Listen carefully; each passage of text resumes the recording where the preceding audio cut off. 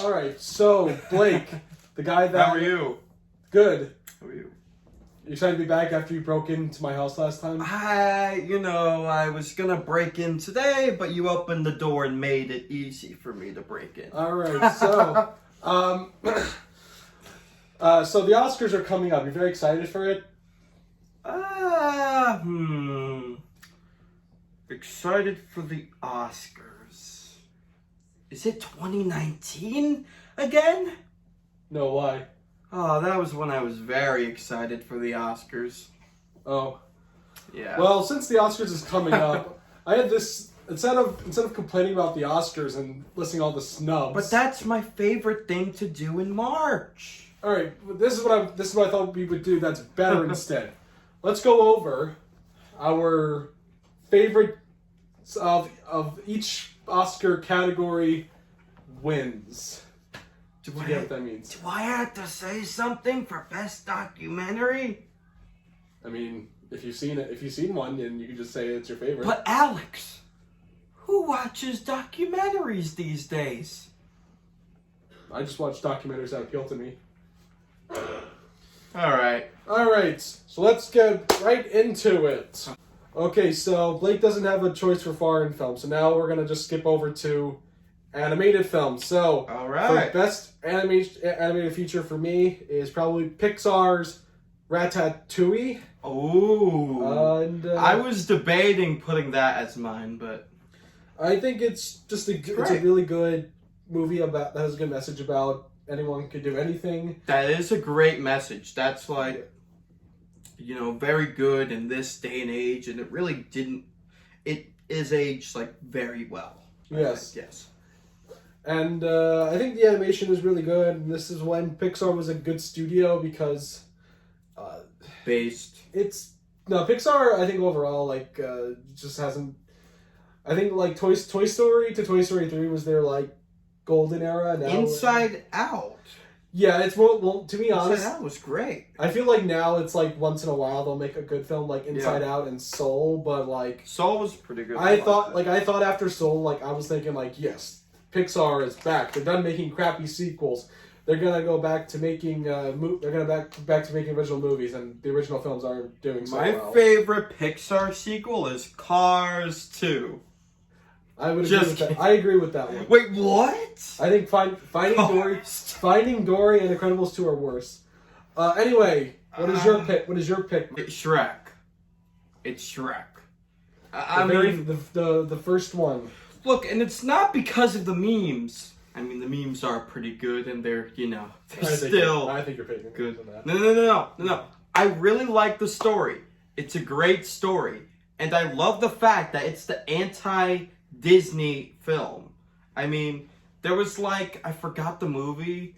I don't know. Was it Beauty and the Beast? But there was a punishment for these animators that got I guess fired from Beauty and the Beast or something like that. Is this a movie? Yeah, from Disney. And they called it being Shrek because then they had to work on Shrek. And fools on them, Shrek was a very big hit. It was. And, it beat out some Disney films in that category, Monsters, Inc. Well, just Monsters, Inc. The other one was Jimmy Neutron. Yeah, but, the first animated feature wasn't a Disney film. I love the animation. I mean, sure, it's not the best these days, but it still looks very, very good. I have to say that I think I do prefer Monsters, Inc. though over Shrek. Yeah, but maybe that's just because I'm annoyed at Shrek. I love Michael Myers playing Shrek. Oh, I do. I really think. I do know this is something everyone says, but it's Chris so Farley? true. Nah, I think. Well, yes, may he rest in peace. I would really love if there's an alternate universe where he did. I would love to see him play Shrek. But I was about to say, it's amazing. I think what really made the film was, Michael Myers, That accent has become so iconic, and it really did make the film. Cameron Diaz is very funny. Also, to make it clear, he's talking about Mike Myers, not Michael Myers, not Michael Myers, the serial killer. The SNL Michael the Myers. guy that played the Cat in the Hat. Going back to Shrek, you know, it's a great story. I mean, yeah, you know, it's a story that's almost been told to death, but I do like that twist that they took, like, a very interesting character from fairy tales. I mean, like, in Ogre. Oh God. You wouldn't think, but it's such a great film. You want to root for Shrek. It's funny. There's stuff for the adults. It's a great animated film.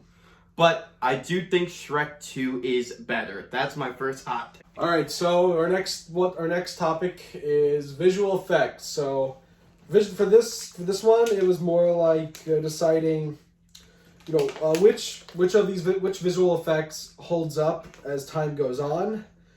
And there's a lot of great picks. There's a lot of great picks today, but I gotta go with the oldest one. Well, it's not technically the oldest, but I gotta go with 2001: A Space Odyssey, because there's not one bad effect in that movie. There's like a couple of like wonky like blue screen like inserted images in there, but the model work is still great. It still looks very like real, like you're actually in space. And anything Stanley Kubrick is gonna be like a masterwork. Yeah, the movie. I mean, it's not my favorite Kubrick film. I still prefer The Shining over most of his work. Yeah, I think so. Those effects in 2001 are still breathtaking to watch. Yeah, and I think that there's just a lot of like. I'm not talking like digital films, but there's just a lot of movies like after it, like that I still don't think are as good as 2001. Besides, I mean, like the Star Wars trilogy is like Star Wars. Yeah, it is. Star Wars does it. It is on that level for me. But like, yeah, I just think this one holds up the most. Your pick for visual effects. Yes. All right. This is another, I guess, kind of masterwork in visual effects, but I put Terminator 2, Judgment Day. See, I like that one too, but I don't know. I think the liquid. I still think that looks pretty good. The CGI doesn't look good. The puppets though do look really good. That ending scene where he's like messed up and like bent. That was real. That's crazy to think about that. That was real. Well, I thought that was the CGI part, though. No, that was real. They did that in the lava? Not the lava, but like I think like at the end where it's like bodies like. Yeah, that's what I'm talking about. He's in the lava. No, not in the lava. Oh wait, no. You're talking about the part where he's like merging into like the floor and stuff? I think so, yeah. Okay. But yeah, there are some good effects in that, like the model work is good. I just don't like I think the CGI doesn't really like hold up as well. But the movie overall is fantastic stuff. All right, so now we're gonna do sound. But the thing with sound is that there's a lot of like it went through a lot of phases, and like what they called it was sound mixing is dead now. Yeah, that's currently dead. But it used to be like outstanding sound effects But we're just gonna say what's our favorite like sound editing and then like sound mixing. So yeah, they kind of go together either way. Yeah. For me, I'm gonna go with my favorite like sound win is probably Empire Strikes Back, just because it's Star Wars and I like all the sounds in Star Wars. All right, yeah, that. And then my next one is Saving Private Ryan. I was debating to put that. That had great sound. Yeah, I think the sound's really great of how like they got all the gun, the machine gun, and the tanks and all the explosions and how like it was gonna win no matter what back then. After like you see that D-Day sequence, you're like, oh, this is gonna win. Famous opening 20 minutes, right? Yes, the famous opening 20 minutes. That's what I sound. Should I go with my favorite? Yes, sound? You're both. All right, so for sound editing, I put Dunkirk. Okay, that is a really good one. Yeah, it's very good. Kind of, I can't really add anything. You kind of like said everything. It's kind of similar to Saving Private Ryan in that regard. Yeah, it's same quality basically. But the sound mixing, I put Gravity. I never saw Gravity. Not in its entirety. I remember Gravity's great. I remember it was playing on a cruise ship that I was on. Okay, well, Gravity. I really love the idea that they really did their research with like sound in space. Like there's no sound in space, but there's vibrations and things like clamming into each other. But you know, I kind of remember that coming out, and it was Gravity's a great film. It won Best Director, but not Picture, because of 12 Years a Slave. The Slave movie. All right. Well, you know, I think both of them were very good. I do get why Alfonso Cuarón won, just the way he kind of directed that film. Yeah, he didn't win. He won director again for Roma and did not win. Yes, the same year that Green Book won. Yeah, which unlike 12 Years a Slave, where people like, no one likes Green Book. So now we're gonna do best OG song, and so for my pick, this one is a little bit biased just because of the character and the film itself, but I really do love the song, and that is Adele's Skyfall. And I don't really listen to Adele that much, but I really love this song, and I love James Bond, and this is my favorite Craig Bond film. It's a really good song. It is a very good song. My only gripe with it is that it kind of made the next two artists, Sam Smith and Billie Eilish, who would both do Barbie, they both they took the wrong cues from it, and they just kind of like they thought, Bond songs need to be like a little sad and mopey.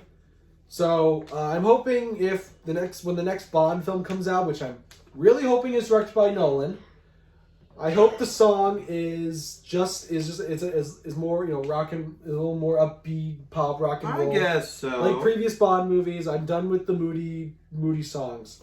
But Skyfall is really good just because it's moody and it feels a little awesome. Mm-hmm. Yeah. But No Time to Die song, I did not like that song.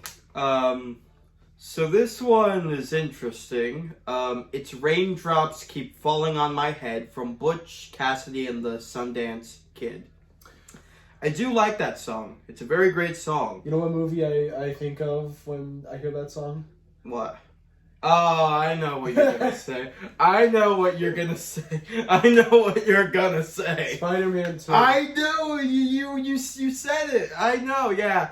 But people forget that this was the first movie that had it in, and it won an Oscar for it. But it's a great song. I do. It's a nice upbeat song about getting through hard times. It has great lyrics, great music. It's a great song. And I think it actually fits the theme of the film pretty good. I think it fits Spider-Man 2 as well. Okay, yeah, of course it does, because that's when he's not Spider-Man. Yeah, of course it does. Yeah, it's in Spider-Man 2, if you guys can't tell. Well, I already said it. But yeah, Raindrops Keep Falling on Your Head. Add it to the playlist, guys. Add it to your playlist at home. Alright, so... Hot take warning for me. So now it's original score, and I would have picked Raiders of the Lost Ark, but it did not win. Lots of Chariots of Fire and a picture. Raiders of the Lost Ark. But that said, I'm gonna go with the Grand Budapest Hotel score. All right, Alexander Desplat, great musical artist. It is. It's my favorite Wes Anderson film, and when you think of like a Wes Anderson movie, he usually has a lot of like songs from like from like a lot of other artists. But I think Moonrise Kingdom is like I'm not saying like they're like Moonrise Kingdom did have some scores, which are also very good. Moonrise Kingdom has a really good soundtrack, but Grand Budapest Hotel, there's like not one like song, like I don't think there's like not one licensed song in that movie. Yeah. I love it, and I love the one at the very end in the end credits. I will listen to that sometimes. It's a great score for a great movie, and it fits. It all fits. Mm-hmm. Yeah. Do I have to say my hot take? Yeah. Okay, get ready. Get ready. My favorite original score has to be Thomas Newman from American Beauty. It's a great score. It's a great score. I remember the movie. I don't remember the song. It fits being like that the great. mystical aspect perfectly. The mystical. Yeah, it like fits that like kind of dark, kind of light way of filming it, like with some shadows and bright colors. It's like the film is kind of like in a perspective into life and how people view it, and I think that score does it like a great job from like using drums and things like that. I'm trying to think from that year because I really wish Green Mile won over American Beauty. For Best Picture, Yeah, but I'm trying to think. that was a great year. It was close. I think a movie from when it comes to 1999, I think the best movie that had the best soundtrack is Galaxy Quest. All right, so best makeup for me, I'm gonna go with the very first best makeup award. And that was for Rick Baker for his work in An American Werewolf in London. You ever seen American Werewolf in London? I have not. No. It is a great movie. I think it's the best werewolf film from 1981 over The Howling. I love American Werewolf in London. It's by John Landis, and that's where the whole horror comedy genre really started. Not with the first Evil Dead, because the first Evil Dead's more horror, and that came out the same year as American Werewolf in London. And American Werewolf in London, it's where it started. I love it. I love its comedy. I love the acting. I love all the visual effects is great. And I just love the overall wackiness of the movie. And I know you're going to say, like, there's a whole discussion on how the Academy doesn't like horror movies. They'll give it, I feel like they'll give it to a horror movie. Well, the thing is that they mostly acknowledge more like mainstream horror films, like The Exorcist and Jaws. And this was a pretty mainstream film because it was like, because John Landis was already like a big director from his work on Animal House and Blues Brothers. Animal House is a great comedy. Yeah, and so this movie was like a bit of a This was definitely like a summer blockbuster. Because my dad definitely, my dad saw it in theaters, so it was definitely a blockbuster. But yeah, the makeup effects are really good. Yeah. But it really, like, they really just mostly gave it to the transformation,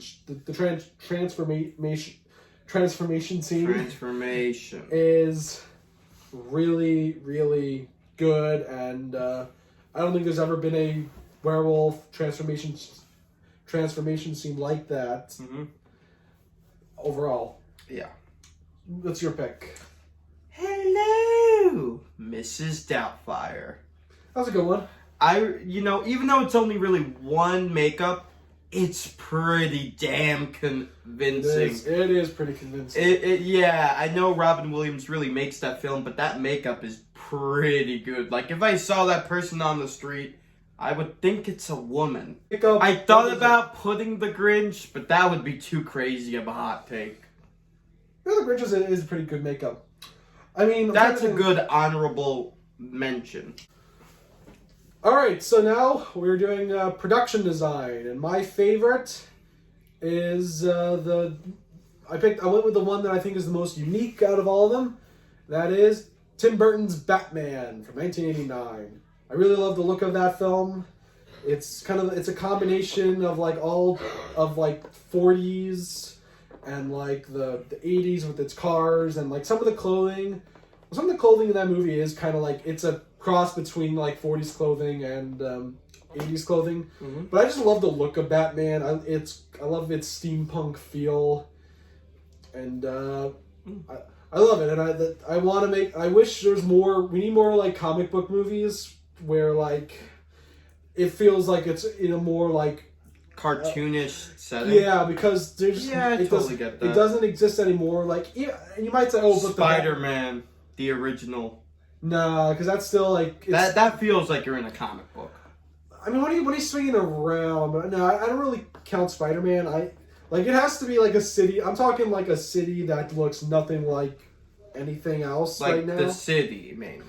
Yes, because like I don't really count Spider-Man, and even the new Batman movie. They just shot that in London. That's why like it has some like gothic looks to it. Yeah, London's very gothic, but I don't really consider the Batman, but I love the look of Batman. I don't know if I should call it steampunk though. Would you call it steampunk?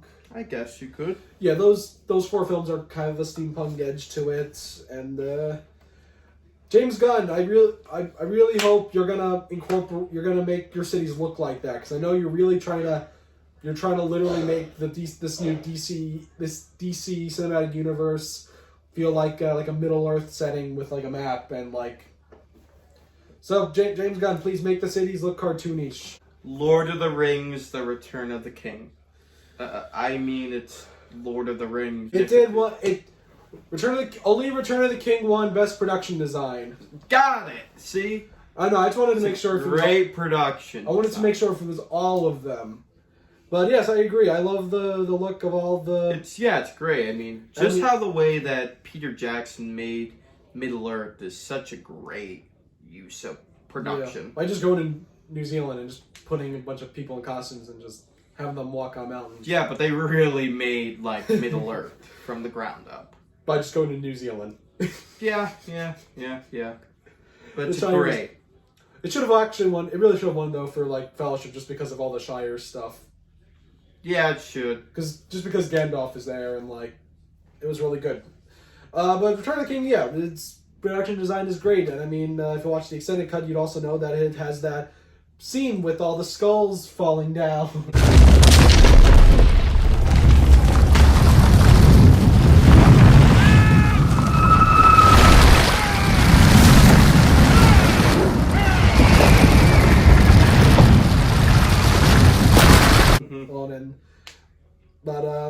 Yeah, Return of the King, good production design.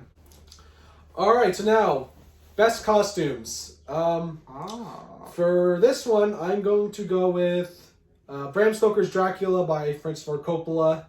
The costumes, which were all done by an Asian woman who probably didn't know anything about Dracula or hadn't watched any Dracula material, and thought it'd be a great idea to have Dracula wear a beehive hair. Now that's technically the makeup category. This is costumes, and I think if Dracula did not have the beehive hair, he would look like a pretty awesome Dracula in his like in the accurate. I do like the suit in that. In the accurate like Romanian red robe that he wears, and I don't know. I just love everyone's costume in it because it doesn't feel because it really feels like the money was really put into it. Like, you ever see Bram Stoker's Dracula? I have not seen that. I think the movie's overrated on like a character level because I think the characters are bland, they're uninteresting, and the script isn't really that special. But technical wise, it is great on every level, and I really love the costumes. But my favorite costumes, my favorite costume is like Lucy's like coffin gown that she wears. Mm-hmm. And you've probably seen the image of like the vampire lady in that whole dress with like and she's like holding the baby, which the baby was literally crying because that baby was like freaked out of her. Yeah. And I got it, and like that's what it's really good. Yeah.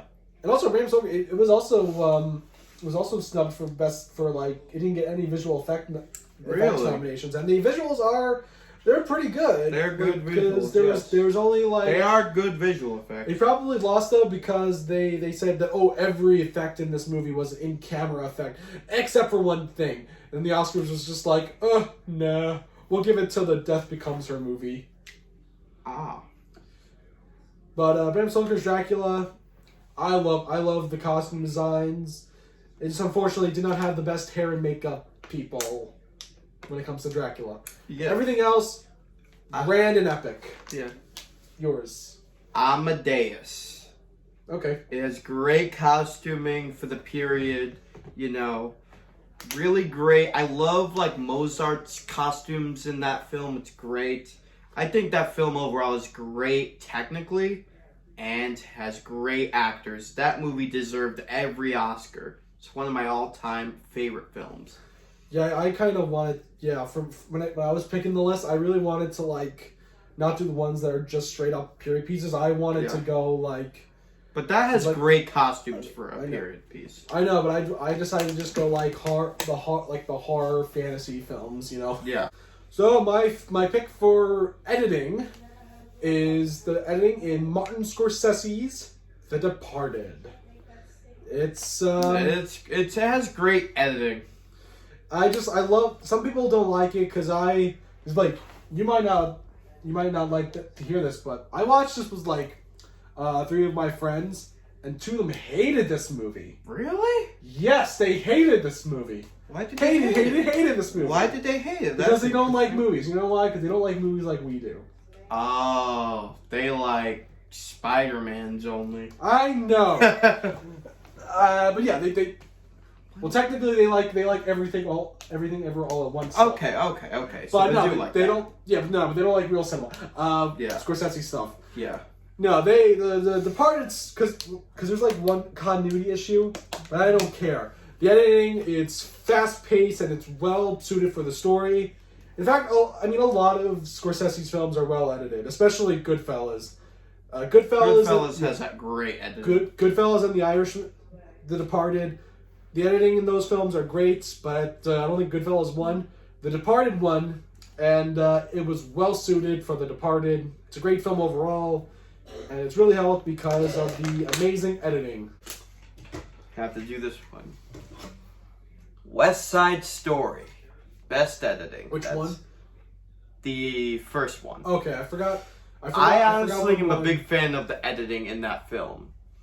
It's edited very good with the musical numbers and things like that. You know what I think it won for? What? I think it won for the Tonight song when like everyone is getting ready for the brawl. That's what it probably won for. Tonight, that song. No, it's the Jets are gonna have their day tonight. Yes. That's what it probably won It's for. intercut with It is. Maria and like Tony singing that. I yeah. love. Yeah, that's my That's favorite. a great song. Yeah, But yeah, overall, the editing in West Side Story, highly underrated. it is very. I underrated. think West Side Story in general is a very underrated as a film. Here's my problem though with West Side Story overall. Mm-hmm. After the brawl, after Yeah. that whole fight scene, the play's just kind of done for me. Like I'm not really interested. in Yeah, I anything else. guess so, but I'm still there. I love the plot of it. Because I mean, my favorite West Side Story movie is probably Gangs in New York. That's what Gangs in New York is like. West Side Story, just take all the music and romance out, and just have it be a bunch of immigrants and But that's Native people fighting in New York. It's Gangs in New York. It's Gangs in New York, the better West Side Story. But nah, man. Overall, best editing in those first like minutes with the great editing there on the faces and things like that. Yeah. Definitely deserved to get best editing. Okay, so for my pick for cinematography I was very hesitant on this one because maybe because of the film or the guy himself. I don't know, but in the wake of Dune Part 2, I've been rewatching some Denis Villeneuve stuff, and I rewatched Blade Runner 2049 again, and I still love this movie, and I gotta give it best cinematography. Alright. It's I don't think 1917 is that good, and also I think Roger Deakins was totally snubbed though for Oh Brother Where Art Thou in 2000, because you know the whole thing about Oh Brother Where Art Thou. I have not seen that one. Well, even if you haven't, but you might have heard that Oh Brother Where Art Thou was like the first film to do like color grading and stuff. Yeah. So it was Oh Brother Where Art, like with computers, like Oh Brother Where Art Thou was a bit of a revelation at the time. A revelation. And I don't think people talk about Oh Brother Where Art Thou that much when it comes to like films that had a lot of technical breakthroughs, especially for a Coen Brothers movie. Because I don't find like Coen Brothers movies, like they're not very they're not very heavy on like special effects. But I love Blade Runner 2049. I love all of the color, all of the aesthetics. It's a movie that can look beautiful and dark at times, and it's a great combination of both. Birdman. All right. Birdman. Yeah, great. I love the fact that real time, not taking. That's hard to achieve in cinematography. Because the movie's trying to have that feel of like a play. Yeah. And a play kind of just keeps going sometimes. Keeps going, yeah. Well, literally, not just like the scene wise. Like it has it has to keep going. With, well, like, I am only doing this because my best director is it's better for the category. I think. That's what I was doubling up my original cinematography take on. But yeah, Birdman, great use of that together shots. I like it. I just like it better than 1917 because. Not that many people like 1917. No, I just think 1917 is a little overrated as a story, and I think the long takes are good, but I just think Birdman has a lot more like I think the look and like the techniques are a little more like make me wonder more than just 1917. Also, you have Batman in it. Oh yes, and the Hulk and Gwen Stacy. I just realized they have a lot of superhero actors in that. Well, it's those three. I'm trying to think of who else. I don't think anyone else in that movie was in a superhero. Zach Galifianakis. No, he hasn't been in a superhero movie though. No, he hasn't, but he was in it. Also, there's a Man of Steel poster, or billboard in the background. Yeah. And then I remember, it was Jeremy Renner and Michael Fassbender that they were talking about, right? Yeah. Yeah, they talked about how they're in superhero movies. Mm-hmm. That was a funny line. But yeah, Birdman cinematography, also really good. Okay, so now we're doing adapted screenplays. So for my pick, it was a hard one because it was split between these two movies that, coincidentally enough, both have to do with, like, friendships, like romances. So it was either Sideways or The Social Network. And I really gotta give it to The Social Network. Maybe it's because I saw that recently for my David Fincher ranking. And this was a movie I did not really like at first. I thought it was overrated. I didn't like how it was like not in chronological order. But I think it's better than like Oppenheimer's unchronological order way of filmmaking. Yeah. I think Social Network is better because it's mostly like the courtroom stuff. Mm-hmm. And the dialogue is great in The Social Network. And I think I like it more over like other Aaron Sorkin stuff because like Aaron Sorkin always does like political dramas. And Social Network feels like his first, like it feels different for Sorkin because not only is he not doing like politicians, he's like it's like a new demographic that he was writing about. Like he was writing. This was a story that was like not even 10 years old yet. Mm-hmm. And it was like he was dealing with young entrepreneurs, and I think also maybe it's also just the directing because it's like this is what happens when you have like a great director and writer and also just actors come together, and this is like something amazing because it's, like I don't know like because I don't think Jesse Eisenberg or Andrew Garfield has ever hasn't been in anything like as good as The Social Network. Yeah. Or also Justin Timberlake. Well, he was in Inside Llewyn Davis, which I love, but he's not really like he doesn't play a huge part like in this. But everyone does a great job in it just because of Aaron Sorkin's amazing screenplay.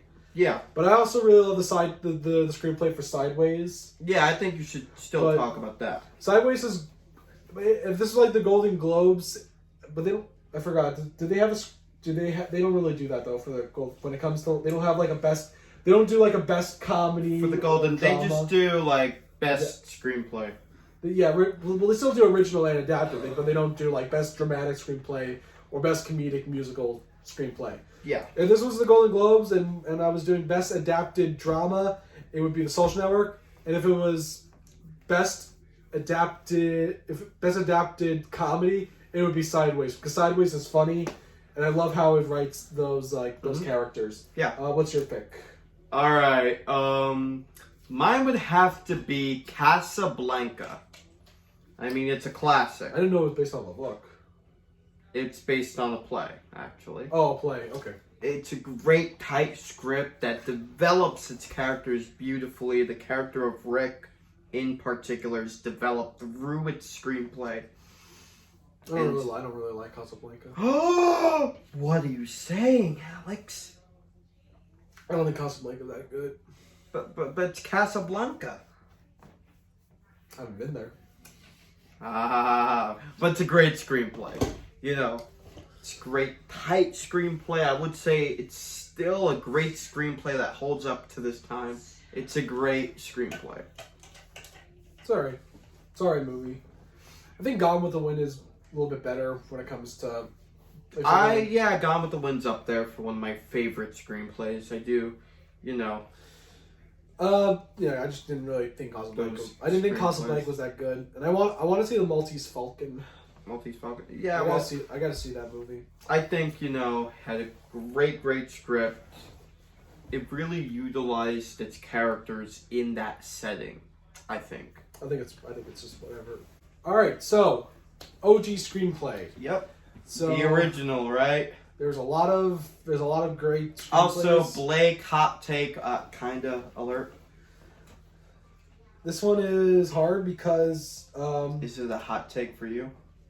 Because you're thinking when it comes to original screenplay, what does it really have to be like? What about it needs to be good? Does it have to be should it be like a really original story? Should it be like very different from other screenplays? Like one of my honorable mentions, Pulp Fiction. Great screenplay. Should it still tell like a very classic true story? I think it should tell a story that's original in elements, I think. Which is why my pick is Woody Allen's Midnight in Paris. That is a pretty good screenplay. It's very different. It is very... Woody Allen makes great original screenplays. But not great choices in life.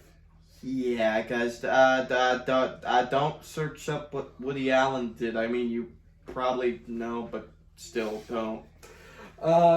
It's not just great because of its time traveling plot. Because I think it easily... It has a very unique plot to it. It could have sucked, though. But not with the right dialogue and how, like... Because when you think about it, it's not like a time traveling film like Back to the Future where it's just like... It's a time travel art film, I think. Yeah, but like what I'm trying to tell you is like what I'm trying to say. It's not like Back to the Future where it's just like there's like this whole like ticking clock element to, or like he can't like it's about like it's him like learning like you can't change the past. The moral though is a little bit different. It's more about like accept your own like time period and not get so. And I did feel it was kind of an interesting choice to put like F. Scott Fitzgerald and Zelda Fitzgerald in that film. Well, especially, knowing the context of their life and how dark at the end it was. Yeah, I mean, I never... Very interesting thing. But, like, the thing is just that I think, because I think the whole point about, like, there's a good video on, like, Midnight in Paris and, like, the whole, like, meaning of, like, how it's about the constellation of art and how... Yeah.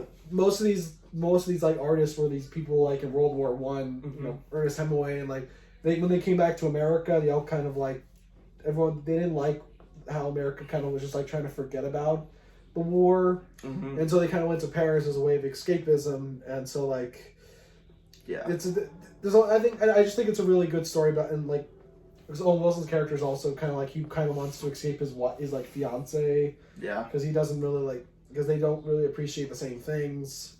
Yeah, so it's about art and relationships, reality too, and it definitely has like a cautionary tale to not get over nostalgic of things. Yeah, it's a really good story, and this maybe should have been like Woody Allen's last movie because, well, actually I think he already made his last movie, which was French.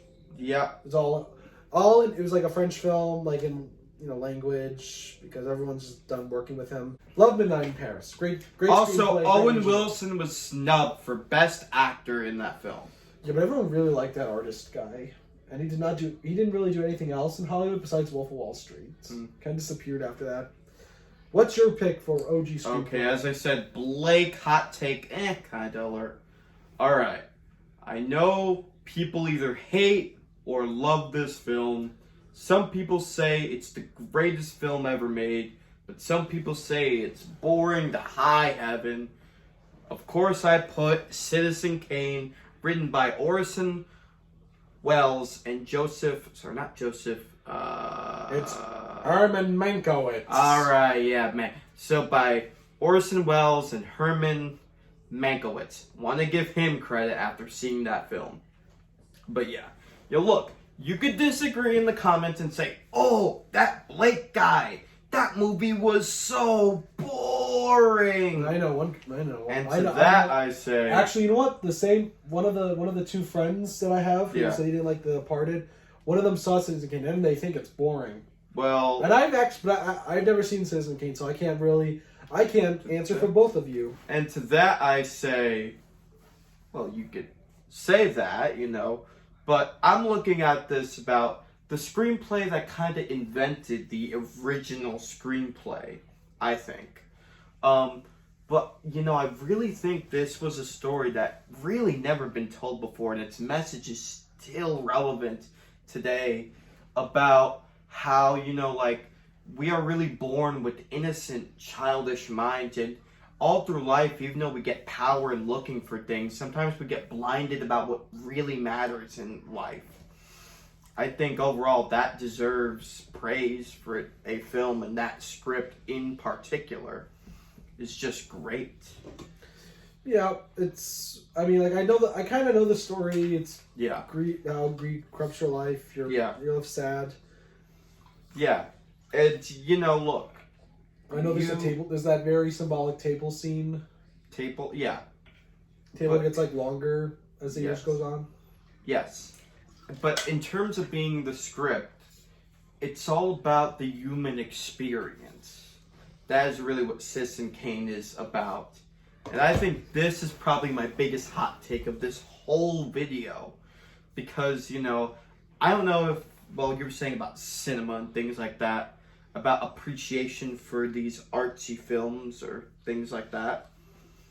So that's why I put it there. I think it's still relevant to look at these stories, and that story in particular, about messaging and writing and things like that. All right. I don't really see how it's a hot take, but Yeah, but that's my original screenplay pick. all right. So now we're getting on to the actors. Yeah. And, so we're gonna start off with supporting actor. Blake, hot take alert. So my supporting actor, well, I want to just first say for these 3 years, these 3 Oscars in a row, Yeah. both of these supporting actors that were awarded, I think, were amazing performances all overall. But I think out of the three, out of the performances from Javier Bardem in No Country for Old Men, Great performance. Christoph Waltz in Glorious Bastards, I gotta go with Heath Ledger's performance as the Joker in The Dark Knight. Yeah. Because I can't really say much. It's an amazing performance. It is. It's a great performance. I think it's a great villain performance, and Heath really wanted to get it right, and he just combined all the Jokers into one. Yeah. And supporting act, you give we can agree, when it comes to supporting actor, you give it to the actor who the actor who upstages the main lead. Yeah. And Joker, and the other two that I mentioned, they basically they really take the stage in those movies, and the Joker really does it. Even though it's not as bad as the other Batman movies, Mhm. where the villains feel more like the main characters, like in Batman Returns. This one was a good mix, but Heath Ledger really just outdoes himself in this movie He does, yes. by giving the best Joker performance. And I think this is the best Joker performance overall, and he's the best Joker actor.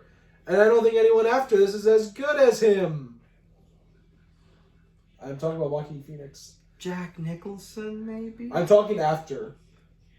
Oh. I don't care about Leto or But Phoenix. but that's my favorite. I love Jared Leto's Joker. You're being funny there, but I'm like, I am being funny. you're saying- Imagine someone actually No, if liking you actually- Jared Leto. no, but if you like Joaquin Phoenix, we have a problem. I don't care. He's not the Joker. He's not the Joker. He's not the Joker. Okay. All right, anyway, your pick. Best film. All right. Gotta do my hot take states. Me and Alex disagree about this movie a lot. Alex think it should have gone to the film everyone thought was gonna win Best Picture until Jimmy Kimmel flubbed the cards. Because that's what Jimmy Kimmel does. If this is a La La Land, it was No. it was not Kimmel's fault. Okay. My best supporting actor pick is Mahershala Ali for Moonlight. Okay, this is actually the first time where a Blake hot take. I love his performance. He's barely in it. He doesn't. You don't. Fine. His acting is just fine in it. No, his acting is very good in it. What are you talking about? All I remember is just him. He's like, Look, I'm gonna get you something to eat. it takes a lot to make like a drug dealer relatable, and he, did that. I didn't even know he was a drug dealer. Did you see the film? I did see the film. I just remember. I remember his mom being a prostitute, but I don't remember. I think overall that film is highly underrated. I mean, Alex agrees with me on this all the time. La La Land should have won. No. It was a great independent film that was A23's first, It's A24. Okay. You said A23. Okay, edit that out, guys. I was having a Joe Biden moment. I'm sorry. Yeah, but look, it's a great performance. I think, we shouldn't look at time for performances.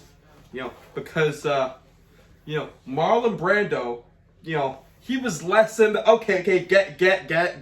He's getting out the iPad, guys. He's getting out the iPad. I'm looking back from last... I'm looking at... If Judi Dench can win with 5 minutes of screen time... I actually haven't even... Then Mahershala Ali can win. It's a great performance. I haven't seen Shakespeare in Love. So, I'm looking... I've only seen one other film. Is it Green Book? Oh, no, I'm talking supporting actors from this year. Oh. I've only seen Moonlight and Manchester by the Sea. And look, I don't know what to say about Jeff Bridges, Dev Patel, and Michael Shannon. Michael Shannon is kind of overdue for an Oscar. Lucas Hedges, though, in Manchester by the Sea was a great performance. Did you ever see Manchester by the Sea? Yeah, I have not. Look, I'm just saying, Mahershala Ali was great in the film. I mean, it takes a lot. He worked with great dialogue. That's also an honorable mention for adapted screenplay. But yeah, study his performance. I think you're gonna get a lot out of it. No. Don't listen to him. If you want to study good performances, watch The Departed. It's a great performance. Watch The Departed if you want to study good acting. All right, so now for Best Supporting Actress, this actually is the first. I don't have a hot take for once. This one, funny enough, is a movie. Is the first movie where like me and Blake have we have the same one, and that is Rita Moreno's performance in I don't West Side have Story. the same one actually. I'm just saying it's a great honorable mention. You have West Side Story on your Yeah. We both. It's the first time. It's the first time. Oh, it's the first time that we've said the same films for our categories. Yeah. Okay. Okay. Yeah. West Side Story, underrated film. Watch it. And I love Rita Moreno's. It's Moreno, right? Am I saying it right? Yeah. It's Rita Moreno. I think her performance in this was good. I thought Ariana DeBose was fine in the remake. Mm-hmm. I think that should have gone to Kirsten Dunst for Power of the Dog. Yeah. But Rita Moreno is excellent in West Side Story, and I think she really got the award just because of the entire America sequence. She's amazing in that film overall, and I love the character too. Mm-hmm. Yeah. The performance is amazing, and she's just an amazing actress. Yeah. Even though she's terrible in 80 for Brady, though. She's really bad in that movie. Yeah, I mean, I don't really have anything to say. It's a great performance. Even though I prefer the older West Side Story, I still think the newer one's actually pretty good. It's all right. Do I go now? Yes, you go. All right. This is for you, you 10th graders out there reading in school. But mine is Viola Davis in Fences. I never saw Fences. It's a great performance. Viola She Davis captures good. every scene. And as you were saying before, a best supporting character upstages the main actor, right? Yeah. Well, you could say that about Viola Davis in that film. She captures everything. I mean, it is true that they keep playing that monologue for a reason, because it's so good. Can I just wait? Shouldn't she technically be actress though? Because I feel like It's she's supporting actress. I don't know. But like, you know, I feel like it seems like she's in the movie a lot. I haven't seen the movie, but She won for supporting actress. I know, but don't you think she's in it a lot though? That like. Yeah, look, it's the Oscars, man. They gave, I mean, even like Al Pacino got pissed because he was in more time in The Godfather than Marlon Brando. Yeah, he got supporting. That is true, because It's just, to be honest, I think it's because of the main focus. It's more of a focus thing, not really a time thing. That got me confused too. It's more of a time thing. I don't know, because I'm just like because I haven't seen the movie, but I feel, from what I've seen, it looks like shouldn't they just both get Best Actor? That happens sometimes. Who? You mean like a tie?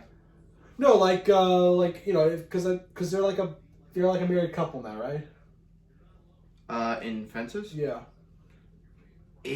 No, Denzel Washington isn't married to Viola Davis. Oh, I thought Fences was about like a married couple. And yes, the story, but not the actors. The story is. Yeah, no, I'm talking because that same year you had like Emma Stone and Ryan Gosling. Yeah, but Troy is the lead, but I haven't seen the movie, but I always think it's a great film, Fences. Great film. Definitely check out that film. Supporting actress Viola Davis is amazing. Study her performance, actors out there, or aspiring actors. I will recommend it because I know Viola Davis is a great actress. She's amazing. She's really actress. great in both Suicide Squad films. Here we go, Brando. All right, so Best Actor. This one, I don't know, like my pick feels like the most kind of generic one, just because it was like it was a guy going through a physical transformation. But screw it, it's a great performance overall. That is Robert De Niro for Raging Bull. All right, that's a great one too. That's up there for me too.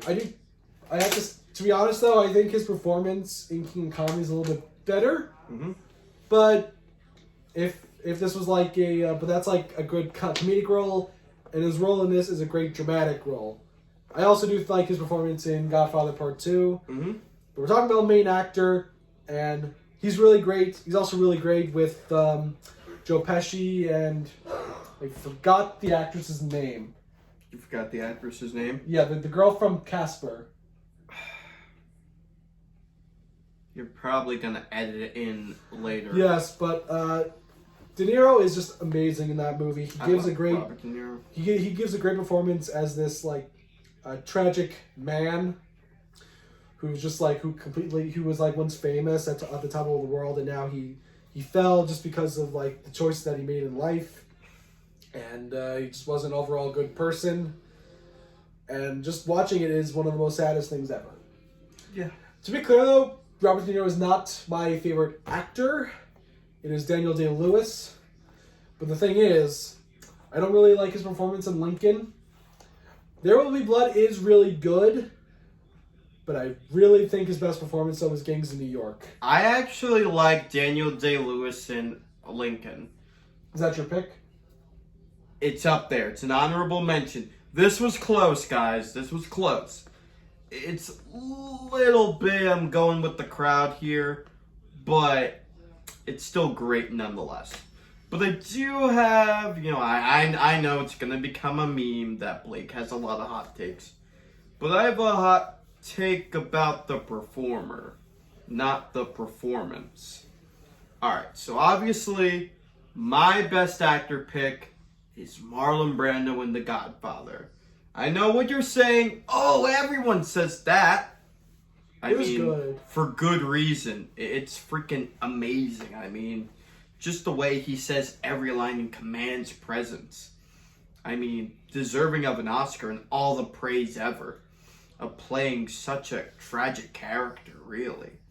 Great role. But now, I have a hot take. I don't, even though I picked him for the best actor, I still think he's the best Oscar winner for best actor. I think he was better in A Streetcar Named Desire. Did he win for that? He did not win for that. Was Godfather's first like Academy Award? No, he won for On the Waterfront. Oh, so okay. he won 2 All right. best actors. All right. I do like that one more, but I would really need more time than this to fully explain his character and the way he really embraced that character in that film. Yes, and how he inspired that Seinfeld joke where Elaine goes, Stella. Okay. Yeah, I know. That was the meme back then. Stella! And I played Stanley last year in a theater showcase. So now we're on to Best Actresses. And I think mine's actually a hot take. You have a hot take? Because it's not a Wait. dramatic and just like actually funny enough, your best actor pick and my actress pick are both performances that are like that don't have a lot of screen time. Interesting. And that is Frances McDormand's performance in Fargo. All right. That's not really a hot take for me, but I get what you mean. To be clear though, also just like Blake, I don't think it's McDormand's best performance. I think her best performance. No, just kidding. No, it's not. No, just kidding, guys. It's not a bad performance. It's just very forgettable. Yeah. I like her performance. I actually just last night I watched The Tragedy in Macbeth, the film that she made with Denzel Washington, and she is fucking great in that. Oh. She's really great in that. Great, yeah. I also love her performance in Almost Famous. That's your favorite film too, right? No, it is actually not anymore. Oh, it's Licorice Pizza? No. Interesting. I'm trying to think of another McDormand film that I like off the top of my head. 3 Billboards outside Actually, of Ebbing, I gotta see 3 Billboards. And I feel, It's a great film. It's also another great screenplay. but I still love her in Fargo. She's still like really good. It's still like top 3 for me. I just think Almost Famous and Macbeth are a little bit better, but she is so funny in Fargo. And Yeah. maybe I'm just saying this because the Academy, they don't really seem to really like give any awards to comedic performances. I guess not recently. I guess that's more of an older thing with comedies, but Yeah, and the fact that they gave it to her is just it's a great performance. I would great say pick. it's a great performance. Yeah.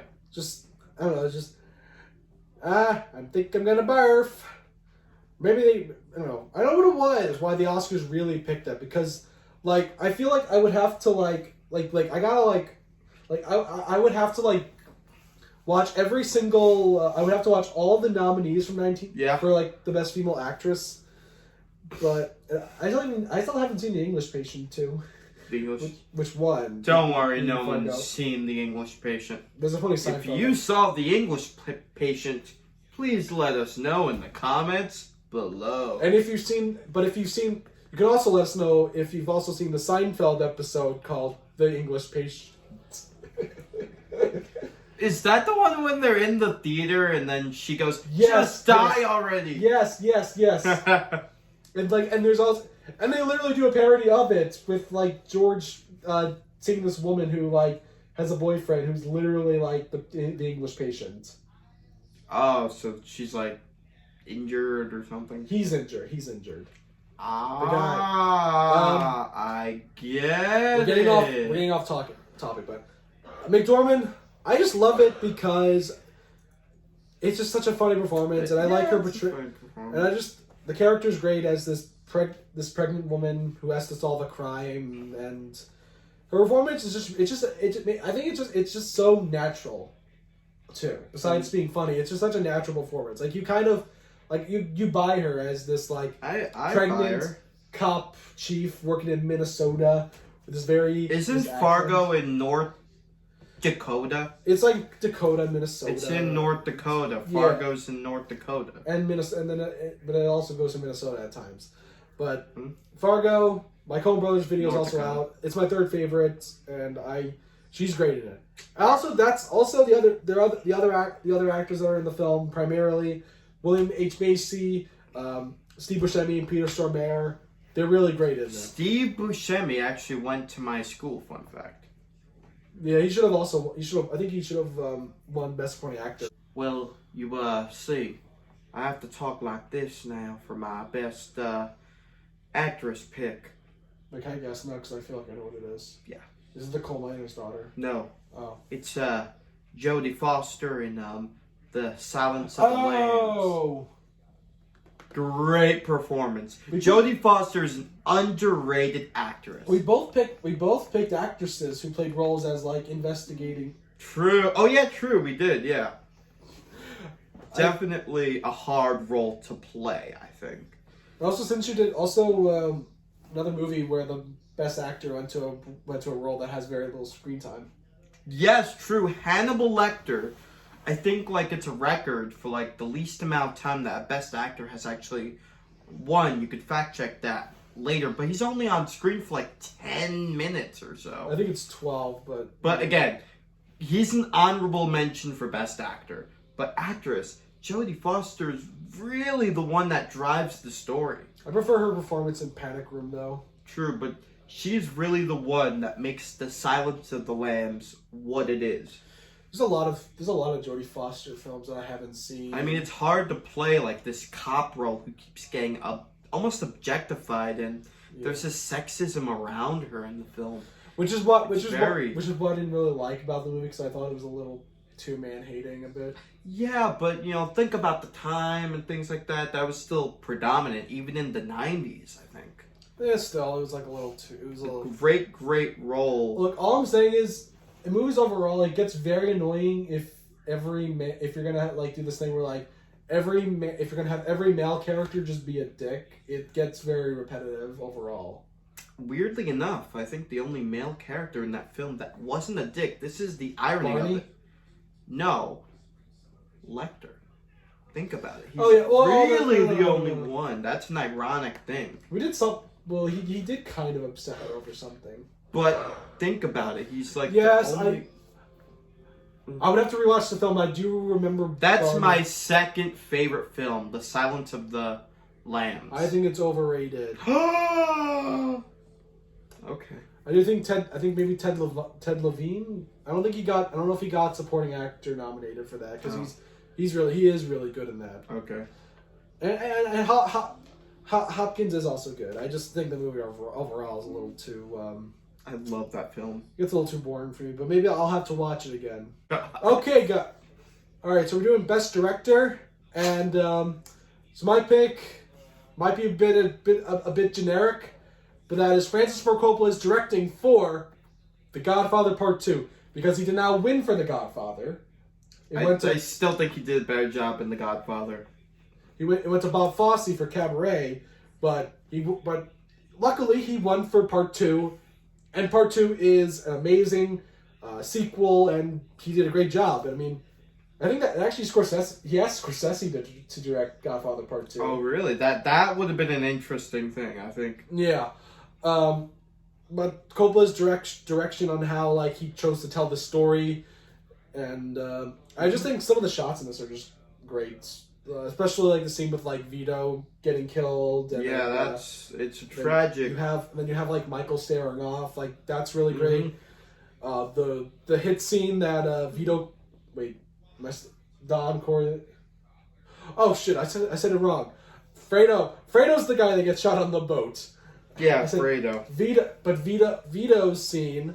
Row your boat gently down the stream. No, stop singing the song. Stop singing the song from Star Trek 5. That's it.